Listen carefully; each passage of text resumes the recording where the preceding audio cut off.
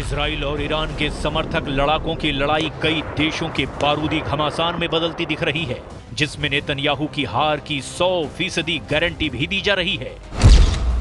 क्योंकि Israel Iran टकराव में सऊदी अरब के प्रिंस मोहम्मद बिन सलमान वॉर चेंजर लीडर बन चुके हैं।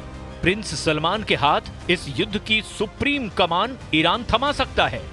प्रिंस सलमान को प्रेसिडेंट पुतिन का भी फुल सपोर्ट मिल सकता है। यानी इजराइल के खिलाफ युद्ध में अब अरब वर्ल्ड का अलायंस उतरने जा रहा है।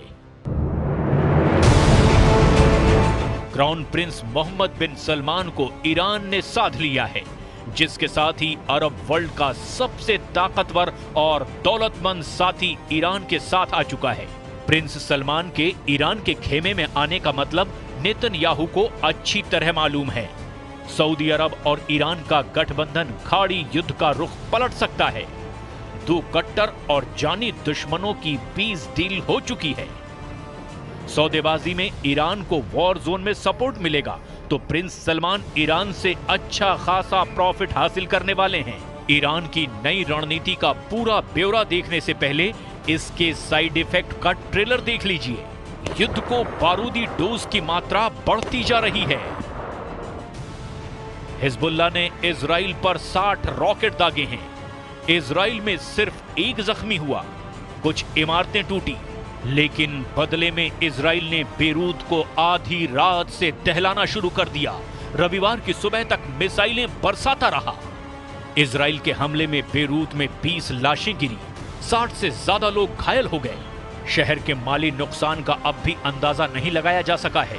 इजराइल अंधाधुंध बंकर बस्टर बम के धमाके कर रहा है, तो उधर हिजबुल्लाह फाइटर भी जोरदार पलटवार कर रहे हैं।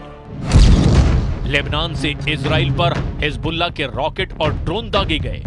मध्य इजराइल में हिजबुल्लाह ने 60 रॉकेट की बौछार कर दी।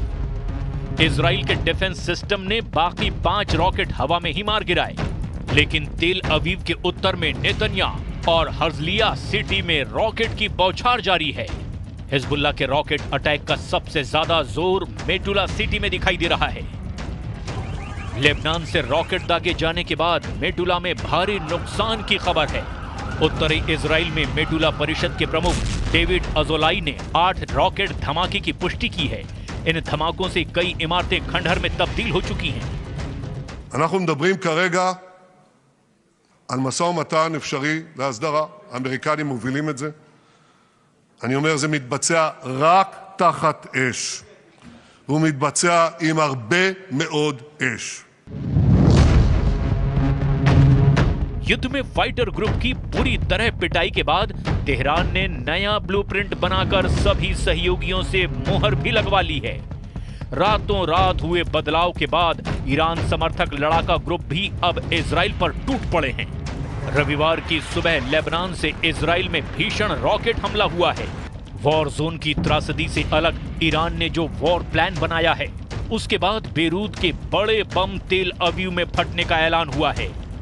पहले से कहीं ज्यादा मिसाइलें बरसने की हुंकार भी भरी गई। लेबनान से ज्यादा तबाही इजराइल में मचाने की मुनादी ईरान ने कर दी। इजराइल को अब हिजबुल्लाह भी मारेगा, हमास भी, हूथी भी और इराकी शिया फाइटर भी। जॉइंट अटैक में इजराइल को बम बारूद से पाट देने की प्लानिंग है। इजराइल के जंगी जेटों की काट, इजराइल के टैंक, रॉकेट लॉन्चर और एयर डिफेंस सिस्टम का तोड़ जल्द इजराइल के सभी दुश्मनों के पास होगी। इजराइल के लिए अरब वर्ल्ड से ऐसी बैड न्यूज आई जिससे अमेरिका भी टेंशन में है।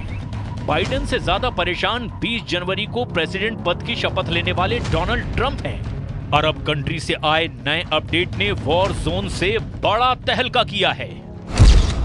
प्रिंस की दौलत, पुतिन के हथियार, ईरान का प्रहार, इजराइल में मचेगा हाहाकार।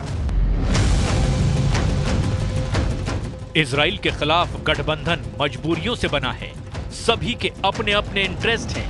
सऊदी अरब, ईरान और रूस के एक पलड़े में आने की वजह आपको बताते हैं। ईरान को इजराइल से युद्ध जीतने के लिए हथियार चाहिए। ईरान को हथियार रूस देने को तैयार है, दे भी रहा है। लेकिन जंग जीतने के लिए जितने हथियार की दरकार है, उतनी दौलत ईरान के पास नहीं। ईरान की मजबूरी समझी जा सकती है। तो रूस भी मुफ्त में हथियार दे नहीं सकता, क्योंकि पुतिन खुद यूक्रेन जंग में उलझे हुए हैं, युद्ध के खर्चे से परेशान हैं।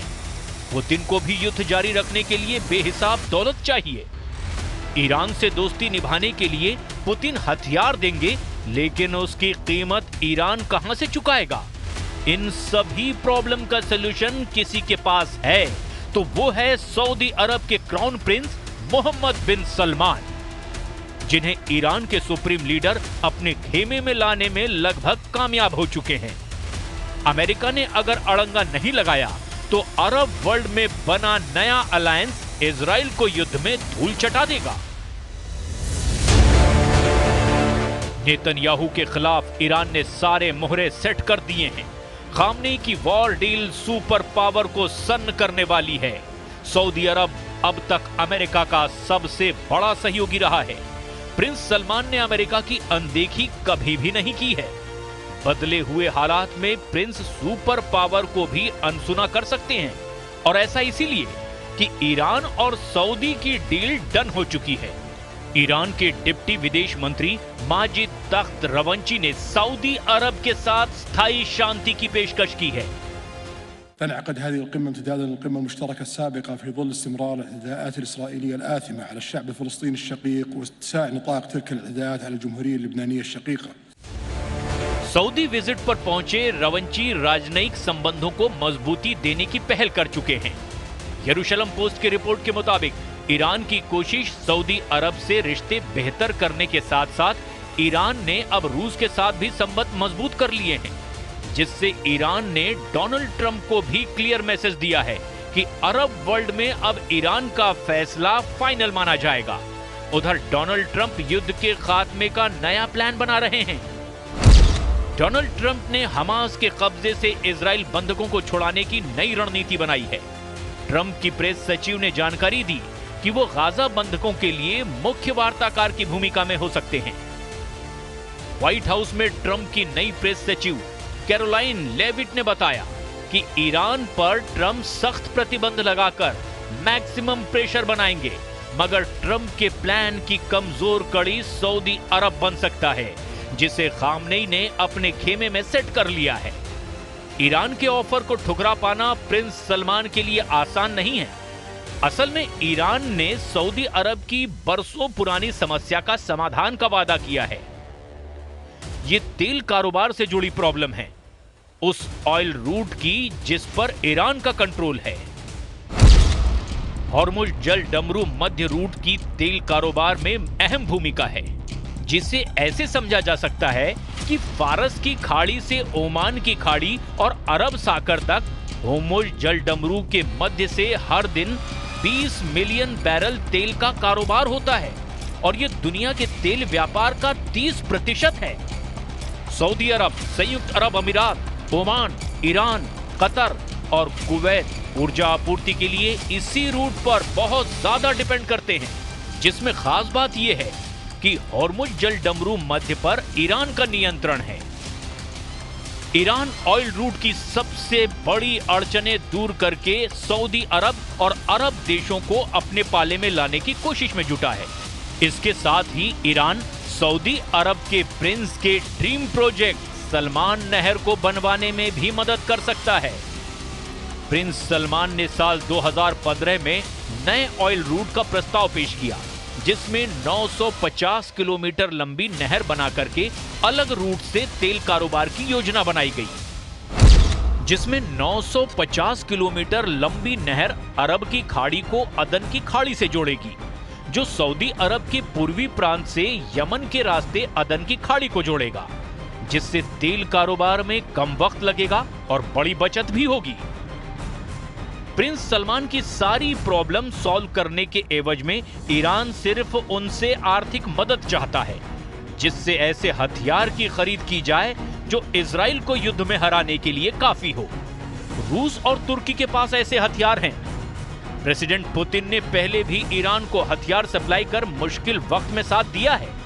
अच्छी डील मिलने पर प्रेसिडेंट पुतिन ईरान को हर तरह से हथियार से मदद पहुंचाने से नहीं हिचकेंगे, क्योंकि उन्हें खाड़ी युद्ध में किसी भी कीमत पर अमेरिका को मात देनी है, जो इजराइल के साथ मजबूती से डटा है। सुपर पावर के खिलाफ किसी भी मोर्चे पर पुतिन उसके दुश्मनों के साथ ही होंगे, ये भी तय है। ऐसे में इजराइल का युद्ध में बचना मुश्किल होगा। रूस के हथियारों की मार दुनिया यूक्रेन युद्ध में देख रही है। हाइपरसोनिक मिसाइलों से मची तबाही ने दुनिया भर को थर्रा दिया है। नेटो जैसा सैन्य संगठन भी रूस से सीधे टकराने की हिम्मत नहीं जुटा पा रहा। ऐसे में इजराइल अकेले तमाम दुश्मनों के आगे कितने दिन टिक पाएगा, ये बताने की जरूरत नहीं। और फिर युद्ध में अमेरिका के साथ के बगैर इजराइल का बचना भी बहुत मुश्किल होगा।